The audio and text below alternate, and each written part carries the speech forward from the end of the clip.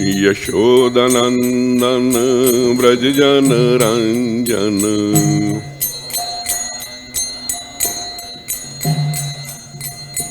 यशोदानंदन ब्रज जन रंजन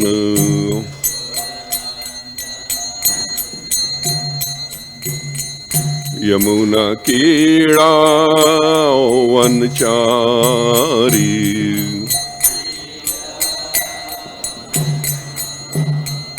यमुना कीड़ा वनचारी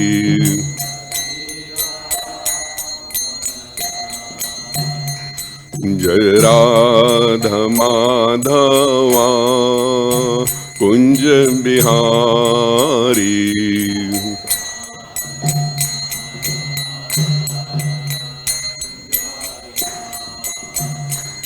जय Radha Madhava Kunj Bihari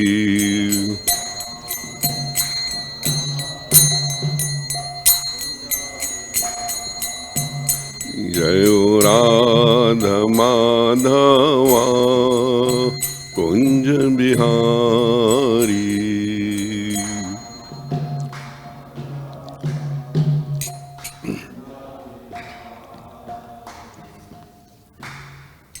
Hare Krishna. So, my name is Premananda Gauradas. It is so fortunate that we have been able to come back to New Dwarka. The first time we came here was in 1996 when I was finishing my work at Harvard, and then I was appointed a professor here in Sacramento. That was the beginning of our association with New Dwarka. My children, my wife, we used to come here very often from Sacramento, traveling early in the morning and then coming here and having association. And then 7-8 years ago, we moved to Bay Area, and from there we moved back to India. So it's been quite a bit of time, about 7-8 years, and we are so fortunate to be able to come here and live here and have association of all the old-timers, as I call them, devotees, that we have association before. So Suvas Prabhu and many others, we remember having a good time. So I'm very, very fortunate to be able to visit New Dwarka. It's always a transcendental place for me, for us. And there was a joke in my family that if you want to keep me as either husband or as a father in US, which I never wanted to, then make sure he can stay in New Dwarka. If he stays in New Dwarka, he will stay in America. No New Dwarka, and then he will want to go back to India. So that's how deeply the love is in our hearts for New Dwarka. And it's not only the deities, but the devotees are very important. The kind of association you get. Deities, obviously, they are the center. But then the devotees, they make that love of Krishna very manifest for the visitor or for anyone else who may be passing by. So I'm very, very grateful for the association we have gotten again. After these many years, people have still fondly remembered us, and we could make our connections one more time. So I have given classes here before, many, many years ago. So just yesterday, Archita Prabhu asked me if I can give a class, and I said I'll be honored. So here I am. So this morning we will be studying a text from Srimad Bhagavatam. It is text 19 in the 3rd canto, chapter 24. So I have a little bit of different style being a professor, but I'm sure you will bear with me. The way we do in ISKCON, we will recite the first one word, then two words, then the one line, and then the entire shloka. And that's actually a traditional way. If you go to any of the Gurukul in India, which I have seen many now since we moved back, this is the tradition. The little boys, little girls, they will go through, and they will then memorize these shlokas and the shastras. So let's start. I am. So please repeat after me. We will be doing one word, then two words, then one line, and then the whole shloka, two lines. I am Siddha Ganadhishaha Sankhyacaryahi Susumataha Loke Kapila Ityakhyam Ganta Te Kirtivardhanaha. So now we'll do two words. I am Siddha Ganadhishaha Sankhyacaryesu Sammataha Loke Kapila Ityakhyam Ganta Te Kirtivardhanaha. All of our Vedic literature follow a particular meter. So it's not random. The number of words that they will have is pretty much decided in the meter. So if here also you can see the number of words will be constantly the same in all of the 18,000 shlokas of Srimad Bhagavatam. So we will do the first line. I will recite and then please try to follow after me.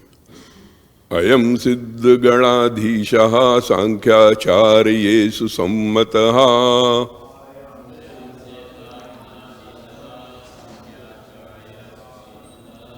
Ayam Siddha Ganadhishaha Sankhyacaryesu Sammataha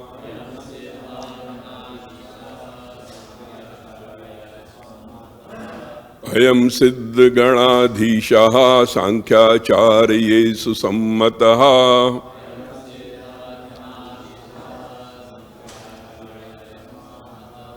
Loke Kapil Ityakhyam Gantati Kirtivardhanaha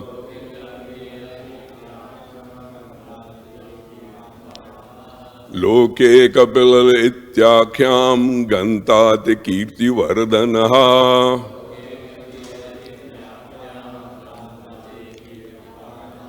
Loke Kapila Ityakhyam Gantati Kirtivardhanaha.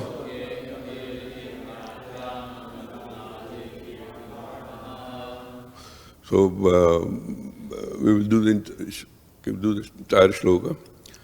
Ayam Siddha Ganadhishaha Sankhyacaryesu Sammataha Loke Kapila Ityakhyam Gantati Kirtivardhanaha.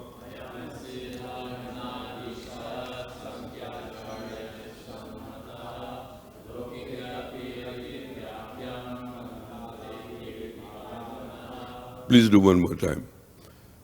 Ayam Siddha Ganadhishaha Sankhyacaryesu Sammataha Loke Kapila Ityakhyam Gantati Kirtivardhanaha.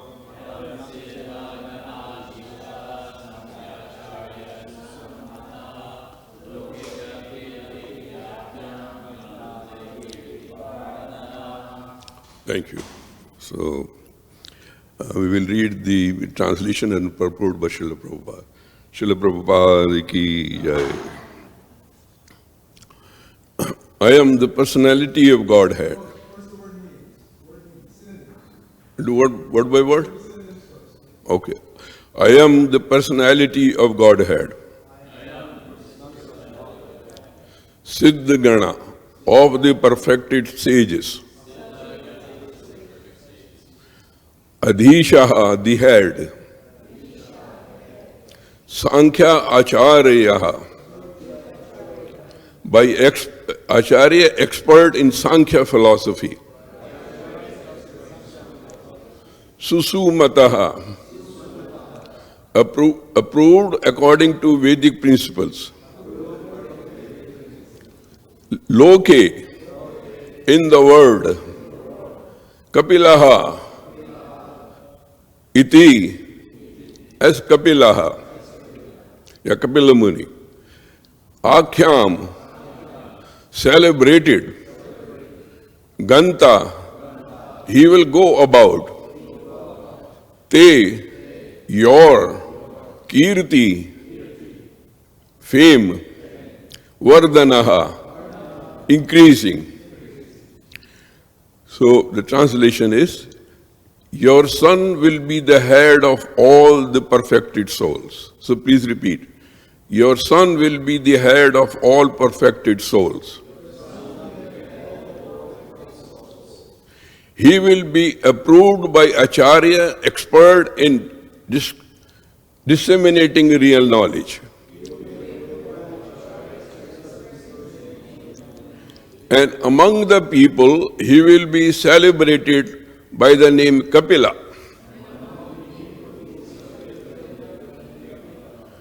As the son of Devahuti, he will increase your fame. Purport. Sankhya philosophy is the philosophical system enunciated by Kapila, the son of Devahuti. The other Kapil, which is not the son of Devahuti, is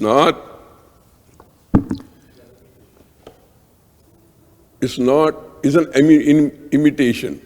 This is the statement of Brahma, and because we belong to Brahma disciplic succession, we should accept his statement that the real Kapil is the son of Devahuti, and the real Sankhya philosophy is a system of philosophy which he introduced and which will be accepted by the Acharya, the director of spiritual discipline. The word Sumata means accepted by persons who are counted upon to give their good opinion. Om Namo Bhagavate Vasudevaya. Om Namo Bhagavate Vasudevaya. Om Namo Bhagavate Vasudevaya.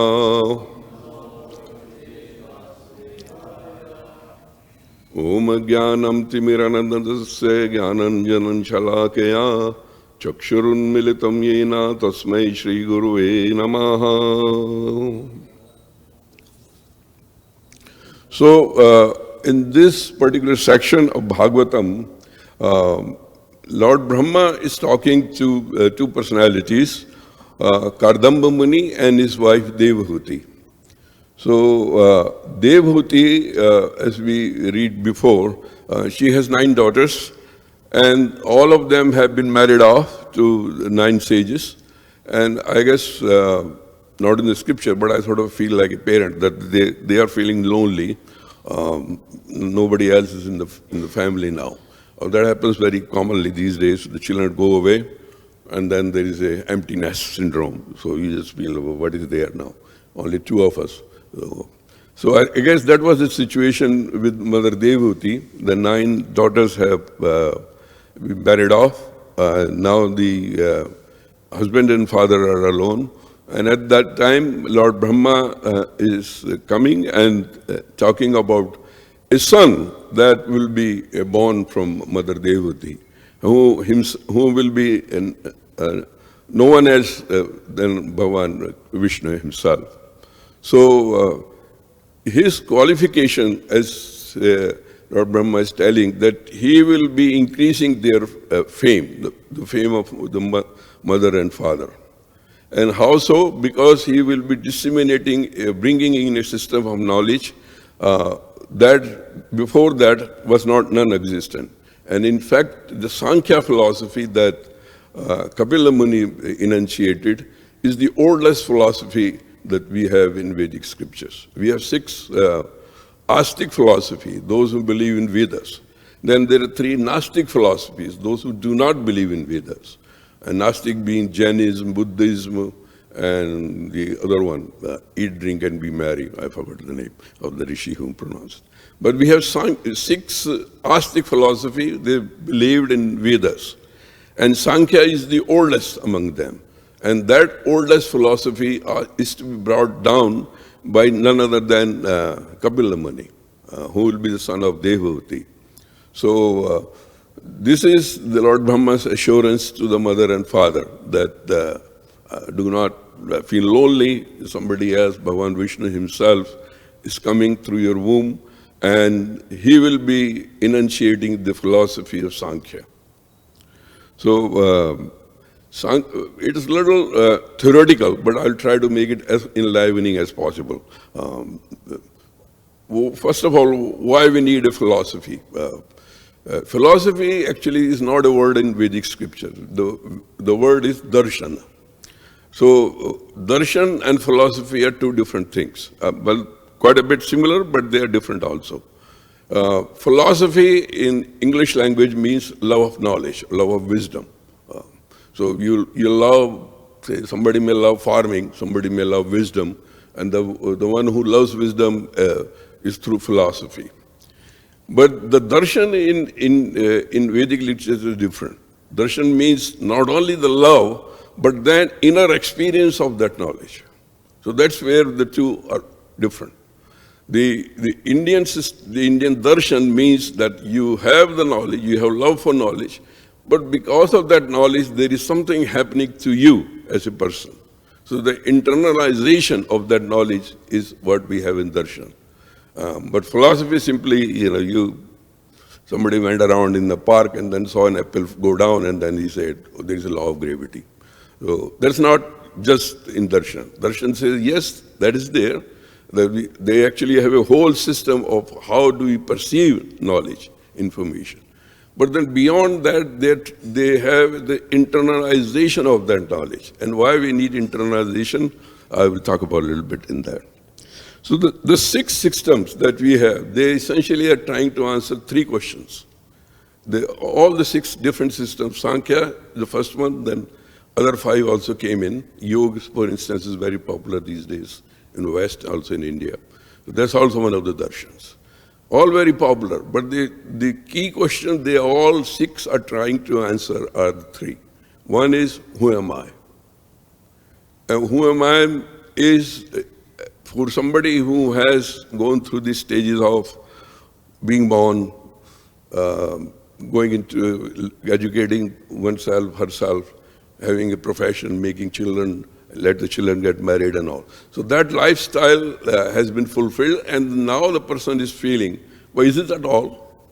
Am I only here to grow up, have a life, so-called life, and then pass away, and then be again born?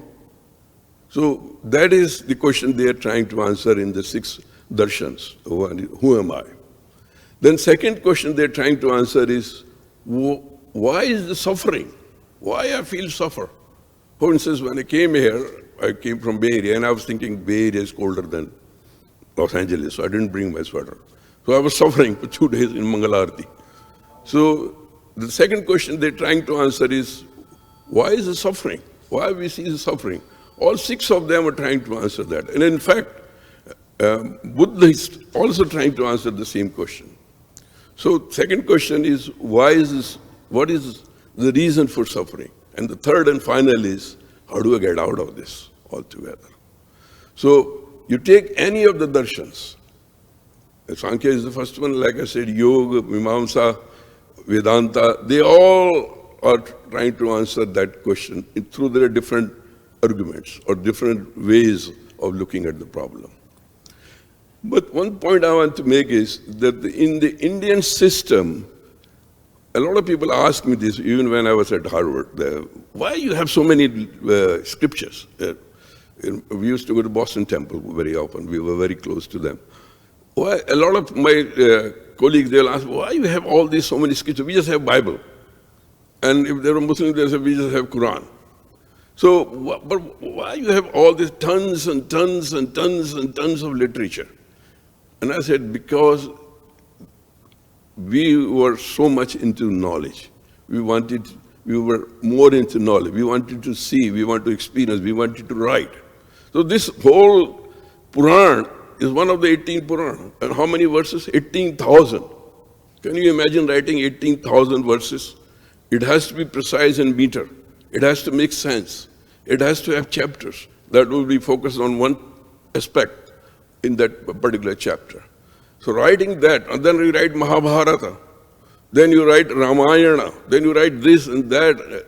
So the whole civilization was after knowledge, looking after knowledge. And not just the knowledge that you sort of perceive, write about, but then internalize to see whether we can have a better life. So, and that's why I think over the thousands and thousands of millennia, the system has survived in spite of all the different things that have been done. So, so this is the Sankhya basically asking one more time, three things, just like others. Who am I? Why I'm suffering? And how do I get out of suffering? So this is Sankhya's perspective. They have their own perspective that they will be presenting through Kapila Muni. And like I said, this is the first one. Then the other ones came along and they have a different perspective. But other thing that one should keep in mind, it's not like Protestant and Catholics, for instance, that they're sort of always fighting. No, this is true.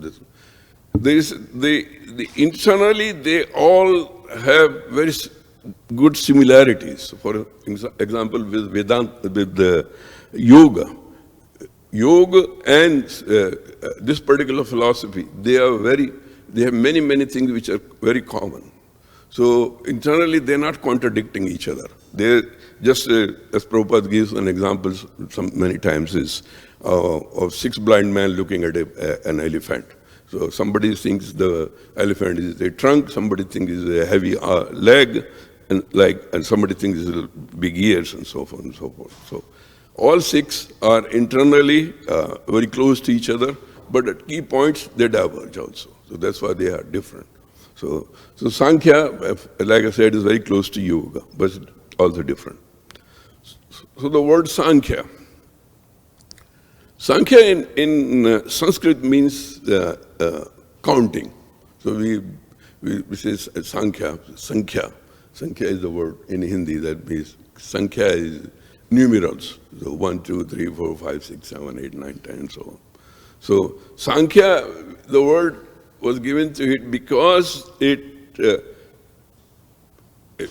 talks about 25 different things, 25 elements in creation. I will go a little bit into that one by one. As I will, like I said, as little as theory possible, but still, I think Prabhupada always emphasized that we should understand our philosophy.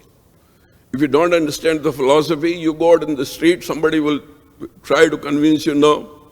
I was yesterday, on Sunday, we were standing in line for Prashad, and there's this guy from one of the Muhammadan sects. And he was trying to convince me that, that. Unless I know where I stand, the other person will grab you. And that actually happened to me in my life. So I can talk about more personally. When I was growing up in a Vaishnava family, the focus was on rituals. Get up in the morning, do the puja, then take the prasad, then do this. But as inquisitive as I was, I could never understand why I'm doing this all. What is the point? I mean, my parents tell me, so not like the parents of children of today, that they will sort of question the father or mother. No. So, but I was always thinking, why I have to get up this early in the morning in the winter of North India, and then take a bath, and then bath there means cold water, by the way. There were no heaters. So cold water, I have to take bath and then dress up and then do the puja. Why should I do that? Why can't I sleep a little more? So this was the thing. If I never understood what is behind the rituals. Nobody actually came along and told me, well, we worship this because of this, or we do this ritual because of this. So I didn't have the philosophy that was behind the rituals. So then I grew up, I was inquisitive always, I couldn't find answers to what, I was trying to understand about the world. And the Christians came along. At that time, they were very strong.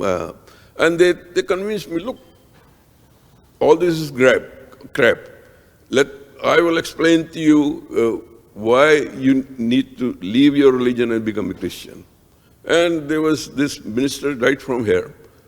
He passed away. Joseph and Mariacha Smiths. I remember their name. They were very good. I have done my medical studies. I was working in a hospital in Delhi. So they used to come and have Bible classes. So I went to their classes. And 2-3 classes later, I sort of felt a little association with these elderly gentlemen. They invited me over, and then every so often they will provide me a meal and they will discuss Bible. I became a Christian. So the reason I'm saying is, this is the importance of philosophy. If you do not know philosophy, you are standing on a very thin ground. And somewhere or other, the grounds will shift. And the shift will be terrible, actually. So it was terrible for me. But why did I came back is because one day, somebody gave me a copy of Bhagavad Gita. One of the person where we were doing clinics in Himalayas. He came and he told me, why you are a Christian? Your name is Hindu. I said, well, I didn't know what Hinduism was all about. And because these people gave me the knowledge, so I became a Christian. He said, have you ever read Bhagavad Gita? I said, I never read Bhagavad Gita. But I have people in my family who recites the whole Bhagavad Gita in the morning, Mangal Muhurt. They recite the whole Bhagavad Gita. Hey Arjun, ye dekh roop mera. Akash dharti mein samaya hua hai, jamane ki dariya mein. All of that I have remembered. But I never read. So he gave me a copy of Bhagavad Gita. I read it. And the moment I started reading, I'm telling you from the bottom of my heart, I could not stop. The whole night I was awake, and I read from one verse all the way till the end, all of it. And then I suddenly realized, all this is crap that I'm practicing. So that was the beginning of my reconversion back to Hinduism. So that's why I'm very interested in philosophy, the darshans. I've myself studied these darshans through many teachers. So I'm trying to emphasize the point that, please, Prabhupada also said that we have to understand our philosophy. People should not come and say, oh, these people only come and do Hare Krishna, Krishna Krishna, Hare Hare. But what is the basis? Why are you doing this? Why don't you say, oh, Smith? What is the difference? Do you know? Can we tell? How will we tell? Unless we know the philosophy. So especially the young generations. Those who come, they should first, actually this is a system in India, they first ingrain in you the philosophies, the darshans. And then you will progress further in the sampradayas. But first is philosophy is important. That understand where you are standing. What is the reason why you're doing this? And once you know that, you can go to any corner of the world. And not only you will be safe, but you will be saving others. That's what Prabhupada did. Because he understood the philosophy. And because of that jnanam, he could come here at the age of 70 and then bring all of us together. So Sankhya is one of those oldest philosophy. And essentially, to answer these questions, it says, well, let's see, because the problem is the suffering. And we're trying to get out of the suffering. So there must be something step back. So what we call manufacturing defect. So they said, well, somewhere along this whole process, there must be a defect. And because of the defect, I'm suffering. And because I'm suffering, I'm trying to get out of the suffering. So what is the manufacturing defect? Sankhya goes back all the way to creation. and try to understand how the creation came into existence. Why this all that I see is here? How did it came into existence? And the Sankhya starts with creation, and it's so scientific that many of the concepts of Sankhya are taken up by Western academicians later on, the physicists and so forth. So Sankhya goes back to creation. Sankhya says essentially there are two entities in this world, Prakriti and Purusha. That's all. That's where this whole thing comes into existence. There is Purusha and there is Prakriti. And all of everything that comes about is because of these two entities. And both exist forever. There's no time or age for them, Prakriti and Purusha. Purusha has three things, Satchidananda, as we remember when we sing Damodarashtakam, Namami Sharanam Satchidananda Rupam. So that word is there. The Bhagavan Krishna is in the form of Satchit Ananda. So Purusha is Satchit Ananda. And Prakriti likewise has three gunas in it. And those are Sattva, Rajas, Tamas. So there is this Prakriti and then there is Purusha. So how does they are existing? They are existing even now. They will exist forever. But how does this creation come into being where we are trying to find a manufacturing defect? So they say that in the Prakriti, the three gunas are in equibalence. They are well balanced. They exist as it is. The Satyam, Rajas, Tamas. They are in equilibrium. Nothing is happening. Everything is fine. But then, for whatever reason, then just in this point, there will be many texts that authorities have written. There is somehow this disequilibrium among the Prakriti. The three gunas get disturbed. And because of this disturbance, the other entity and Prakriti, they come together. And all of their combination brings this whole existence. So Sankhya begins with these two, then it further goes, the first thing that come out of this is Mahat. Mahat is simply the fundamental principles of universe. So for instance, gravity is one part of the Mahat. And from the Mahat comes the Ahankar, the individuality. And not individuality of you and me or this Mataji or me, but the individuality, say, in planets. The Prabhupada always talk about that in different planets, there are different conditions. Therefore, different Atmas can exist. So the point at that time was can somebody actually survive in moon? Prabhupada said, yes. So you can. There are entities in all of the lokas, and why they are? Because there is individuality in them, and the entities only are very much in conformity with the environment. So that individuality is there. Individuality in the planets, in the creation, and individuality in human form of life. So that's Mahat, two, then third is Mahat, then Ahankar, and then the other 25, so 1, 2, 3, 4, and then 21 other elements are born out of that. So that's how the creation happens. So I will not go into the substance because it's a very deep philosophy and lot of elucidations are there for each element. So without going into that,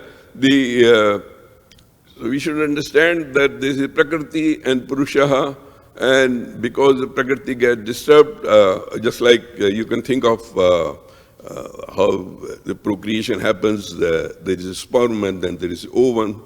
The sperm comes along and disturbs ovum, and the unity of them produces a child, a ovum and then likewise. So Prakriti Purusha combination creates this universe.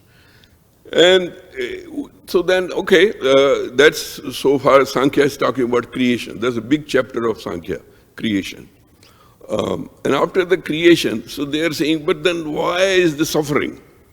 Why okay, that's fine. There are 25 elements being illuminated, illustrated in Sankhya. Fine, I am with them. But why it is that I'm suffering as an individual, as a human being? So there Sankhya comes along and says, it's because I have forgotten who I am. So the first question was, who am I? So Sankhya is saying,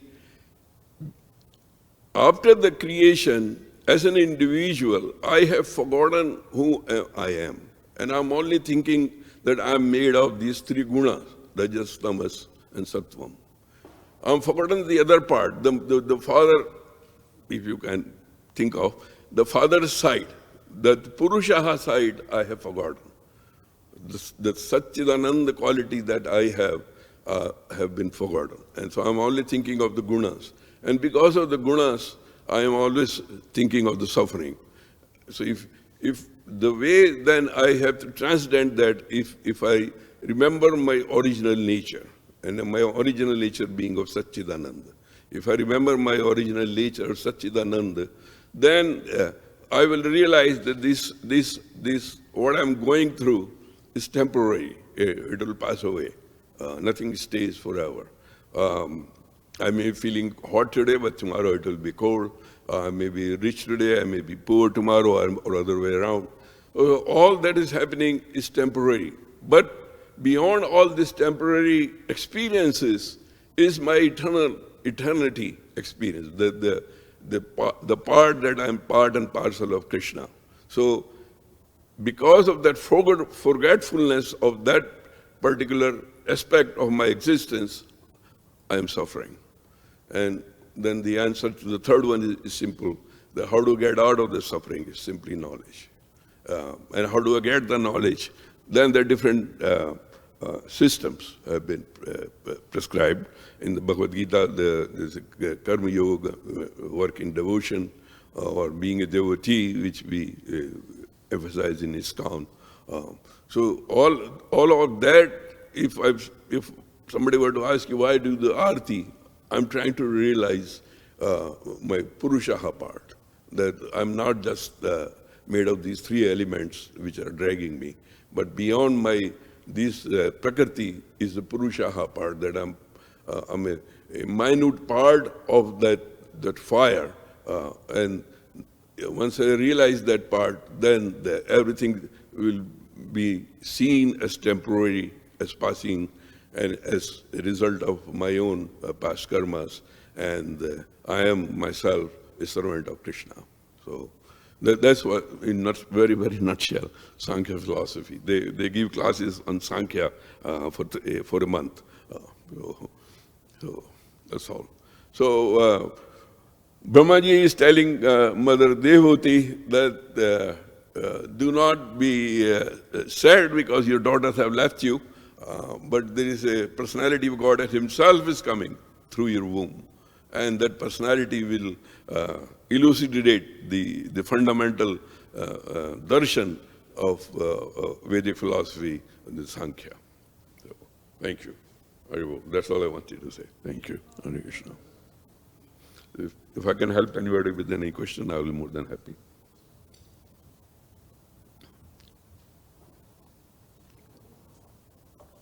You go and have prasad. Yeah.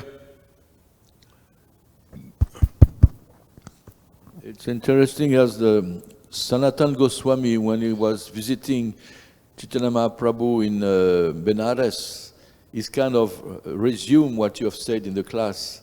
This famous basic verse we can hear from Chaitanya Charitamrita, Kehami keneyamaye jarita patraya hiyad najani kemane itahoy. Who am I? Why the three sources of misery are always bouncing on my head? I don't know why. So what is the use of my life, And then there is discussion between Chaitanya Mahaprabhu and Sanatan Goswami, and it ends in Jivira Svarupahoy Krishnara Nityadas, Krishnara Tatasta Sakti Beda Beda Prakash. That we are the eternal servant of Krishna, yes, simultaneously one and different with him. And we are his marginal energy, we can either turn our attention to matter or to the spiritual. Yeah. And that's thank you very much. That's that the forgetfulness of that servanthood. The Prabhupada used to give an example that somebody may be sleeping. I think either Ford he mentioned. When Alfred Ford later became his disciple. But he was saying somebody may be as rich as Ford and sleeping, and in the sleep he thinks everything is gone, and I'm a poor man and I'm begging on the street of Boston. And he's crying. But the moment you wake him up, no, you are the Ford. You own the motor company. You are the richest man in America. Then you suddenly, oh yes, I'm a very rich man. I'm actually not poor. So that same forgetfulness is the cause of misery. And once that forgetfulness is forgotten, then we become happy. Just like we become happy here by chanting and dancing in Krishna's name. Very well.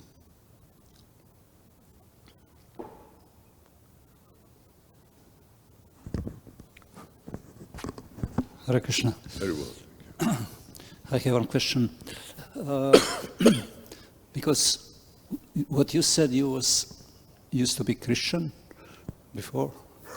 Yes. So, in short, can you give some advice? What is the best way to preach to Christians?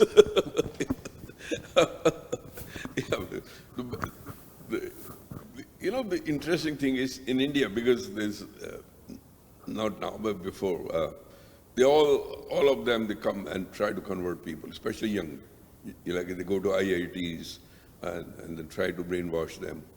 But the thing with them is, well, I always say, well, you sit and I sit. What is the scientific or more sensible way of deciding who is correct? In Vedic times, they have these long discussions that lasted months. All different types of sages came and then they discussed about different aspects of reality. So you sit and I sit. You tell me who am I, and I tell you who am I. You tell me why I'm suffering, and let me hear from you why I'm suffering. So, but then the problem with them is they will not agree to a discussion. Only thing they want to tell you is, in my case, it was knowledge, but in many cases it will be poor people of Odisha. They will say, well, you become Christian and the schools will be free and the meals will be free for you. So there is no discussion about the philosophy, about what are you trying to sell and what is that I already own. So let's say I have a laptop and somebody else comes, well, why don't you buy an Apple? And I'll say, Apple laptop. I say, well, what is wrong with mine? You give me one reason why I should change my laptop, and I will change. But if there's no reason, the only reason is that you're giving it free, why would I change? So the problem with them is not having an ability to discuss. If they can sit and discuss, then that's fine. That if you win, I will convert to Christianity, I will take baptism. But on the other hand, if I win, then you come to my temple. But that will never happen. They will not agree for a discussion. And not only this, Mohammedans also, they will not agree to a discussion. They only say, this is what is written in our what they call Asmani book, Kitab, or the Holy Book, and just follow this. If you don't follow, you are a pagan. But you tell them, well, can I have a discussion? No, there is no discussion. So invite them to a discussion. Talk to them. Yeah, I've tried with many of them. And they get convinced because they see the depth of our understanding, which is not there in their religion. But they will see the depth, but then they won't do anything about it. Like Mormons used to come quite a bit in Sacramento.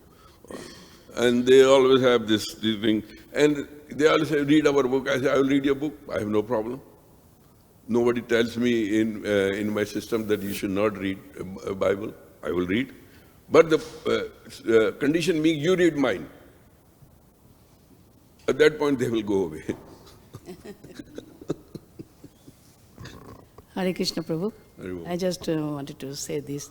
This is a very sad thing that in India, the general people did not understand the Shastra, means philosophy, darshan. Darshan means it gives us also the spiritual vision, actually, by realizing the philosophy, means science, knowledge. Our vision also changes. We see everything in proper perspective, in spiritual perspective. The point of the sadness means, in India especially, it is going on, still going on, by the thousands of people, they are being converted into Christianity or Islam every day. Yeah. And by, not just by the philosophy, by just bribing, get money, we will give money, free education, free food. When I was in school, then one family was converted into Christianity, and they gave the reason, she gave the reason, in Hinduism, so many rituals, so strict rules, you have to fast, you have to do this. In Christianity, nothing. Nothing is there, no rules, laws, nothing. So you feel so much freedom. And in Hinduism, drinking is a sin. So many sins, definition of sin. Lying is a sin. We grew up by hearing, you shouldn't do this, it's a sin. You shouldn't do that, it's a sin. Drinking wine is a sin, like that. So see, in Christianity, there's no type of things, that will restrict you. You feel so much free. So this is still going on. Yeah. Now, the consciousness of India is also changing very rapidly about the definition of the sin, means the scriptures, Hindu scriptures, sin, Bhagavad Gita or Srimad Bhagavata, Ramayana, Mahabharata. They don't have much value now. So that's true. We all have to understand the philosophy very well, also able to speak on that. Sure. And your point is right, how to have the discussion. Who am I? Why am suffering? What's your answer? Yeah. It's a good thing. Thank you for that. Hare Krishna. Thank you. Thank you very much, Mataji. Thank you. Hare Krishna. Thank you. Thank you, Prabhu. Thank you, Mataji. Thank you. Hare Bol.